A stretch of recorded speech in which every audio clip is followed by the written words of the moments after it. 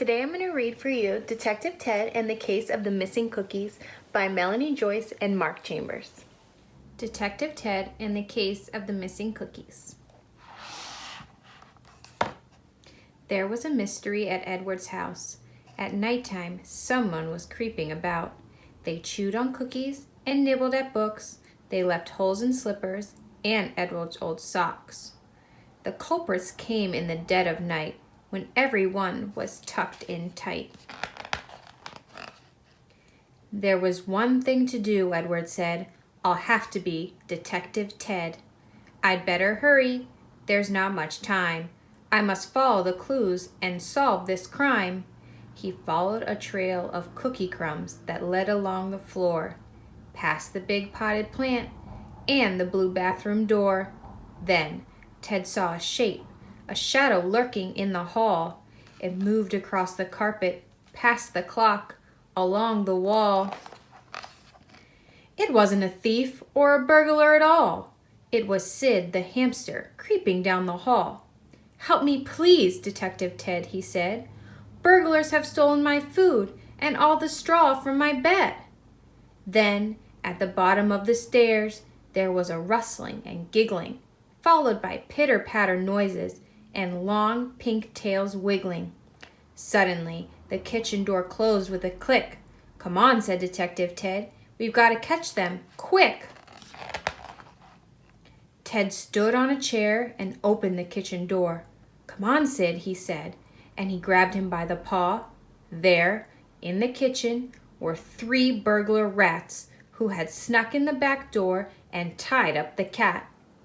The greedy rats gobbled all the Jell-O and ice cream. Then they rubbed their fat bellies and hatched a new scheme. We'll take all the swag, they said, away to our nest. Then we'll sneak back in later and steal the rest. Suddenly, in the hallway, there was a very loud bong as the rattly old clock shook and struck 1. Everyone jumped, even the rats. They looked around startled and said, What was that? Suddenly, Detective Ted slipped and his wooden chair wobbled. Hold on, he said to Sid, but the chair rocked and toppled. In the kitchen, Ted slid and landed with a splat, right in the middle of the bad burglar rats. I'm Detective Ted, he cried. You're under arrest. Hand over the loot and then clean up this mess. The rats looked at each other. Then they looked at Ted. They fell down laughing, and then they said, So you think you're a detective?